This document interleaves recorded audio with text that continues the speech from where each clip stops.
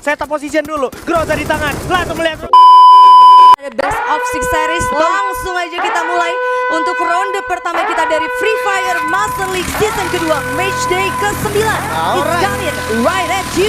Yoi, round pertama ada di Bermuda, di mana kita kali ini bakalan melihat pesawat masih belum ada perbedaan. Halo guys, ayo subscribe channel Onever 0706, bantu 1K subscribe, yang subscribe semoga diberi rezeki, amin. Masih bergerak dari arah Sentosa ke arah Graveyard. Kita udah lihat seperti biasa. Oh, not today ternyata untuk arah Ricky Wades yang biasanya ke Sentosa nyari orang, ya kan? Nih di Sentosanya nggak ada orang ternyata. Ternyata Sentosanya untuk kali ini benar-benar kosong melompong ya. Walaupun tapi harusnya sih ada sih. Oke. Ada yang bisa rotasi ke Sentosa. Salah satunya ada dari tim Aura Esport itu sendiri. Yes. Dan yang menariknya lagi adalah di sini Red Bull Rebellion yang menge-split posisinya. Factory 2 orang dan juga Mars Electric 2 orang. Yang mana biasanya Red Bull itu turun di daerah shipyard. Tapi kali ini karena ada Louvre juga kebetulan yang emang suka turun di shipyard, mungkin Red Bull menghindari gesekan bersama Louvre yang sebenarnya lumayan merugikan untuk dia gitu ya. Sebenarnya ini yang paling gue suka dari Free Fire Master League season kedua, yang mana rotasi dalam suatu tim itu benar-benar mempersiapkan banyak banget rotasi. Benar. Jadi kayak misalkan dari liga yang kita punya sebelumnya, beberapa tim benar-benar kayak punya satu rotasi, dia maunya rotasi itu aja. Itu aja. Kalau misalkan rotasinya gue maunya atas, totally atas. Iya. Gue maunya rotasi di map bawah. Yes. Gue benar-benar mau bawah. Yes. Baik itu di center map, itu benar-benar center map. Tapi kali ini setiap tim benar-benar punya warna-warni terkait dari rotasinya itu sendiri. Iya, jadi mereka punya bukan cuman plan B tapi plan C sampai Z bahkan ya. Kayaknya punya, apalagi ya kalau misalkan ternyata ketemunya dengan pot yang berbeda. Rahmat sepertinya sudah merasakan panasnya peluru dari arah bawah. Bang di sana melihat adanya kehadiran sosok Rahmat, di mana langsung coba ditembakin aja. Rahmat sepertinya akan menjadi distraksi dulu dari teman-teman DK Eternal, tapi Rahmat sedikit lagi harus terpanis karena memang posisinya terlalu jauh dan terlalu offside, sehingga teman-temannya pun tidak mungkin untuk menolong seorang Rahmat. Ya, yang mana dari Aerowall sendiri udah mempunyai keuntungan lebih karena dia benar-benar udah ngamanin mill seutuhnya. Bahkan kalau misalnya kita lihat tadi pas posisi turunnya, benar-benar split up-nya itu ngebagi dua-dua. Betul. 2 udah nge-secure dari mill atasnya, 2 lagi udah nge-secure dari mill bawahnya. Bahkan kali ini dari DG juga udah harus dipukul mundur. Dari Riverside gua rasa mereka bakal langsung benar-benar cabut sih. Iya, masalahnya gini, kalau kita bicara tadi mill sebenarnya resource-nya lumayan buat 2 squad. Tapi kalau misalkan kepukul mundur dari DG Eternalnya pilihannya nggak banyak. Either lu ke Riverside atau lu ke Plantation, yang mana chance di sana tuh udah pasti ketemu tim lain kayak model Louvre. Tadi Louvre gerak ke arah shipyard dan potensinya menurut gua masih sangat besar untuk mereka bersinggungan. Itu dia, ditambah lagi kalau misalkan dari tim DG-nya itu bakalan naik ke arah atas, gua rasa untuk baik itu ke Bima Sakti ataupun Pick itu benar-benar kayak open field banget sih. Sulit pastinya untuk jadi rotasi kedua ya. Nah, ini juga dari Aura Esports yang mana kalau kita telisik balik ke arah awal-awal liga itu panas banget, rame banget observatory. Tapi kalau kita lihat sekarang Aura Esports tidak berada di area map bagian atas gitu ya. Sebenarnya hal-hal yang kayak gitu sih yang bikin gua amazed sama player-player Free Fire zaman sekarang. Oke. Kayak egonya lebih turun lagi. Oke. Terus benar-benar rotasinya tuh punya banyak banget. Betul. Mereka kayak lebih benar-benar objektif. Yes. Gue butuh poin, gue butuh kemenangannya. Oke, jadi tidak melulu selalu menuruti ego sendiri gitu ya. Harus ada pertimbangan-pertimbangan lain untuk melakukan setup-setup yang memang harus dilakukan gitu ya. Itu dia pastinya ya. Dan kita bakalan lihat nih ke arah pick yang mana ada dari tim DG Esport ya. Gak melakukan banyak perubahan karena emang dari beberapa matchday sebelumnya mereka juga sering turun di daerah pick. Tujuannya mungkin lebih ke arah mencari tim-tim yang pengen berantem di early gitu ya. Yes, dan mereka kali ini bakal ke arah bawah, tapi sepertinya udah ada yang nge-spot salah satu pemain nih dari seorang Jafra. Oke, mungkin tuh Jafra pakai grafik smooth ya. Jadi dia bisa langsung lihat maksimum range ya. Biasanya grafik smooth kayak gitu. Itu advantage ya, tapi di set advantage biasanya lu ketinggalan sepersekian detik. Dimana sekarang udah ada Mora juga yang merasakan peluru dari teman-teman Bigetron Beat, dimana harus mulai coba di setup posisi Bigetron. Boleh gue bilang sekarang kalau seandainya tetap ke spot, tetap kekejar sama DG, itu bisa dibilang lumayan terpojokan dan terpukul mundur. Malah jadi turn back ya, karena kali ini posisi dari Bigetron benar-benar ada di lower groundnya. Dan kalau misalkan dari tim DG-nya itu benar-benar commit full ke Bigetron, gua rasa kalau ngambil high ground, setupnya benar-benar dimanfaatin high ground lower groundnya, itu bakalan sulit pastinya sih. Alright. Alright, dan tadi gue perhatikan juga damage yang datang tuh emang datangnya berarti dari Ikam, dimana Ikam udah megang VSS sama Reaper Bulletnya, dimana akhirnya tadi seorang Mora pun merasakan damage per second yang datang dari seorang Ikam. Dan tadi gue juga lihat ada teman-teman yang akhirnya udah mulai sadar sama perkembangan patch update.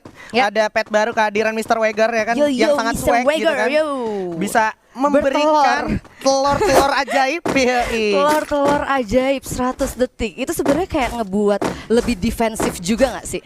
Betul.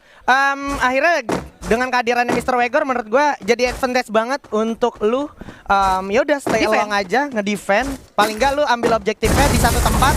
Kalau lu nggak kemana-mana itu oke banget, karena sekarang lu udah bukan alasan lu untuk melakukan rotasi. Lu bisa stay along di satu tempat aja dengan lu tetap mendapatkan duel dari Mr. Wager.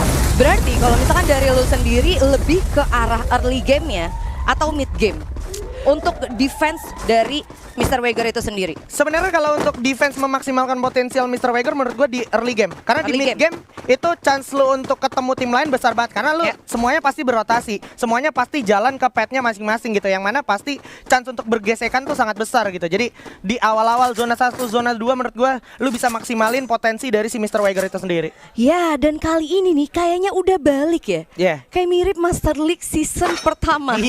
Karena udah mau masuk match day akhir, agak pasif. Betul. Duh poinnya. Kayak setiap grup udah bener-bener notice banget poinnya masing-masing, sampai akhirnya bahkan dari Bigetron Beat udah ngamanin defense-nya. Di atasnya ada satu tim lagi udah ngamanin defense.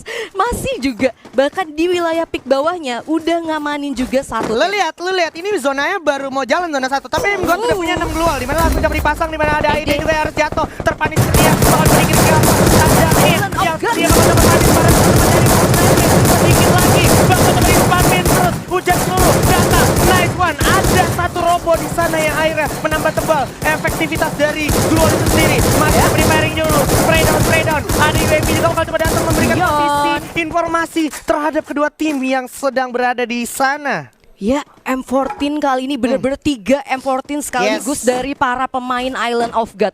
Sakit banget, bener-bener cepet banget deh. Iya, tapi lu bisa bayangin kalau tadi teman-teman dari Boss Nightmare ada yang nggak pakai robo. Itu akhirnya kalau lu perhatiin yang pakai robo tuh kerasa banget efektivitas dari Gluol lebih lama sustainnya, dan lu akhirnya nggak kepanis segitu cepatnya gitu. Ya, sampai akhirnya masih bisa untuk di revive dulu ya. Tapi kali ini kita bakalan pindah ke wilayah kota tua yang mana udah ada 4 tim sekaligus kali ini. Nah, ini dia masih coba saling menunjukkan eksistensi aja masing-masing menurut gue, dimana ternyata Halcyon sendiri sebagai kapten mulai mencoba melakukan moving, memberikan inisiasi ke arah teman-temannya, dimana Jumps ternyata terpanis oleh teman-teman dari Bigetron Beat. Oh my god, ternyata Lau yang ada dari arah kejauhan yang memanfaatkan kesempatan di arah high ground patahan dekat zipline tersebut, dimana kalau kita perhatikan sekarang Aerowolf tidak di posisi yang cukup menguntungkan karena posisinya sudah terfonis dan sudah track ya. Ya, kali ini ya benar-benar kalau misalnya kita perhatiin adanya pembacaan info zone itu bakalan makin sulit. Kita bisa lihat dari sini Aerowolf juga ngebaca info zone itu sendiri. Betul.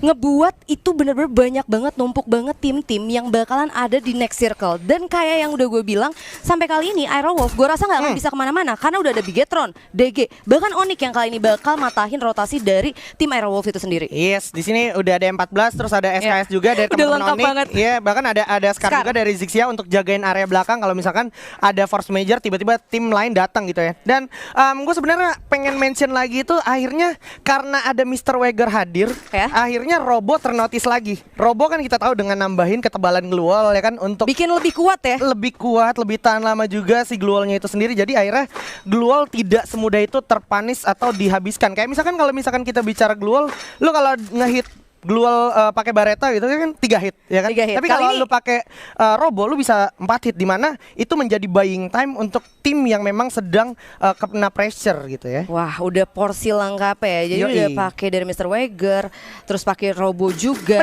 Pakai Falco juga biar turunnya cepat. Dalam satu tim udah benar-benar kebagian lagi, lebih jelas lagi untuk petnya masing-masing.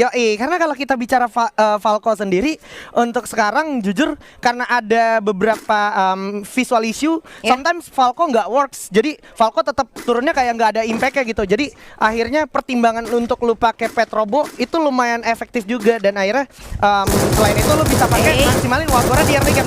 Dan kita akan melihat Aura sepertinya Deadly sudah spot satu orang di arah depan, sudah ada Kapten J juga di arah Louvre Esports. Ya, yang mana kali ini zonanya juga next circle-nya udah mulai kelihatan, dan itu dia benar aja bergerak ke arah kota tua. Tapi kali ini kita masih liatin tim fight antara Louvre dan juga Aura yang kali ini udah ngebagi setupnya bener-bener rapet banget. Dan bahkan ini dia Father pasti pakai Robo atau mungkin dari temen ya dapat 7 glue wall. Iya, ini gunanya ini ya akhirnya ya Mr. Wager untuk ngasih glue wall ke arah orang depan, dimana Fori sisi lain berhasil dapetin Haide, langsung dipanis begitu aja. Sementara Raven pun walaupun tadi sempat kehilangan rahmat di arah Mil, tapi harus bersiap-siap sepertinya untuk menghadapi serangan-serangan yang datang dari teman-teman Boss Nightmare. Kali ini dari Boss dan juga DG sebenarnya masih ada di next circle selanjutnya. Gua rasa ini bakalan banyak banget rotasi untuk masuk ke next circle. Jadi tim fight dari mereka nggak bisa dibawa lebih lama lagi sih. Nggak bisa dibawa lebih lama lagi karena memang pasti banyak banget tim-tim yang akan bersinggungan. Dimana kalau kita lihat sekarang Mora bakal coba langsung komit ke arah Bigetron Beat, dimana maybe bakalan coba menggocek situasi dulu ke arah DG. Mora bakal coba langsung jump shot, dan Bigetron Beat harus menjadi tim pertama yang harus pulang ke arah lobby.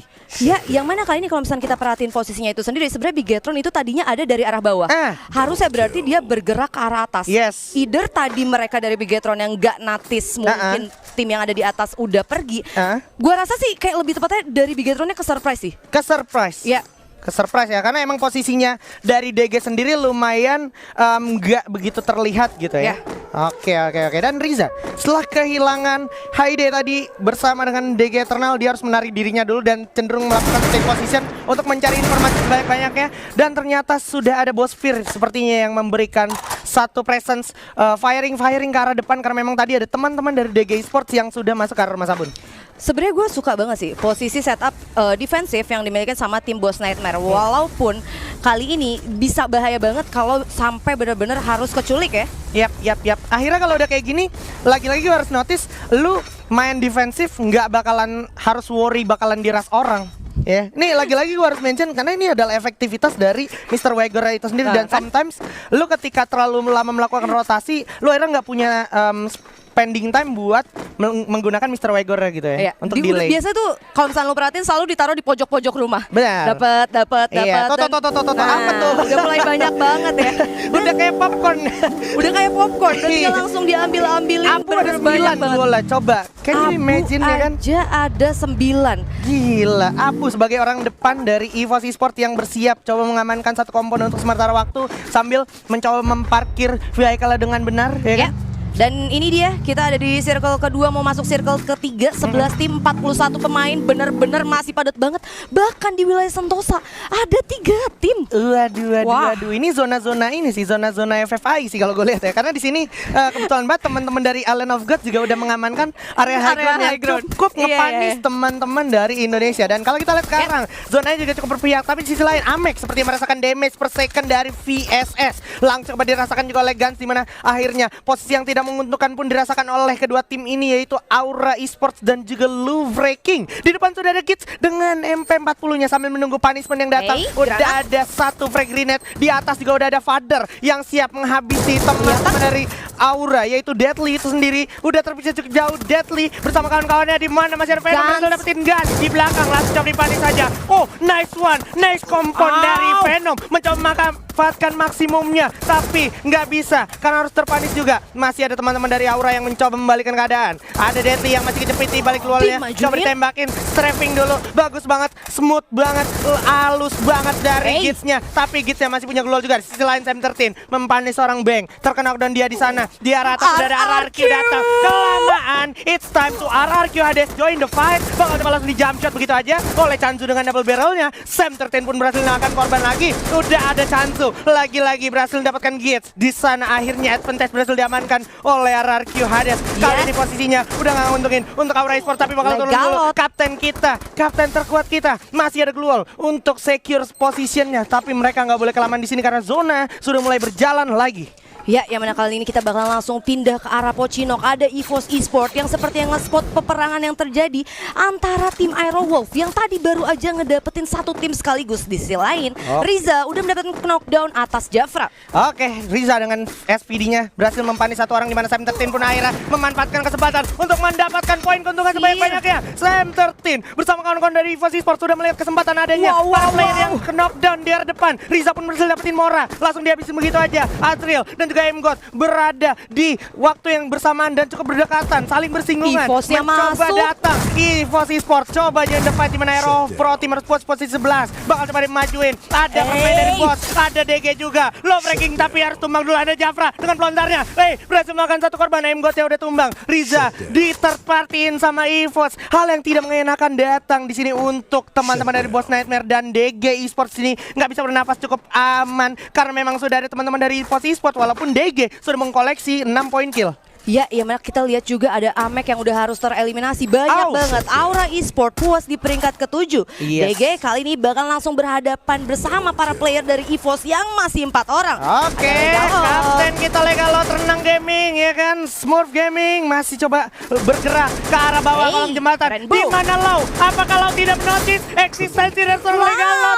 What are you doing? Lau tidak melihat area air yang sedang ada. Kapten terkuat kita dengan M249. Lau, what are you doing? Lau harus tidak mendeteksi keberadaan dari Kapten Legalot dengan kemampuan strafing yang sangat baik, adaptasi yang sangat baik, sehingga tidak terdeteksi sama sekali oleh Lau kali ini. Dan kalau kita perhatikan di atas juga sudah ada teman-teman dari Red Bull Rebellion yang siap ngepanis keadaan teman-teman yang masih ada di bawah, dan ada Ellen of God yang siap menguasai tengah zona terakhir. Ya, yang mana kali ini sepertinya tim fight bakalan ada dari Red Bull Rebellion bersama dengan Aranku Chansu. Udah langsung harus di knockdown dan sepertinya bakal langsung dipulangkan. Dari kanan ada Legalot kali ini. Ziko mendapatkan critical damage-nya.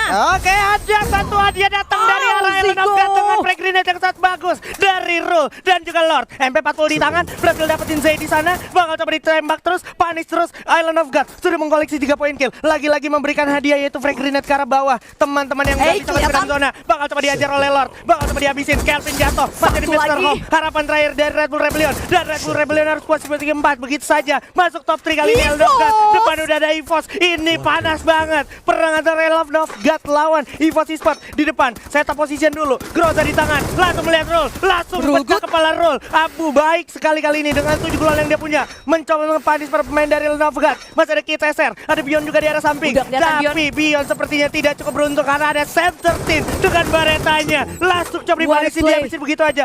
Lempar frag grenade yang datang. Masih ada Street juga dari samping dengan SPD-nya, memastikan posisi para pemain dari Island of God. Yes, 3 tim 8 pemain yang mana kali ini Mr. 05 berhasil didapatkan oleh IOG Lord di sana. Tapi ada trading antara Rule Good pun gitu, dan ada Okaner yang sisa sendirian kali ini. Oke, masuk top 3, 7 orang tersisa. Kapten Kit juga udah terlihat dengan double barrel-nya. Udah ada yang jatuh. Sam13 lagi-lagi makan Lord di sana. Langsung Lordnya. Kita harapan terakhir. Coba jawab, tapi malah harus tumbang terlebih dahulu, menyisakan Okaner aja. 1 lawan Scott Okaner. Is it real? EVOS dengan total full brilliant kill. EVOS akan kabuya kali ini karena positivity-nya nyaris 99%. Dan yes, this is Buya for EVOS Esport di game ronde pertama. Wow. Ini yang benar-benar udah gua spot.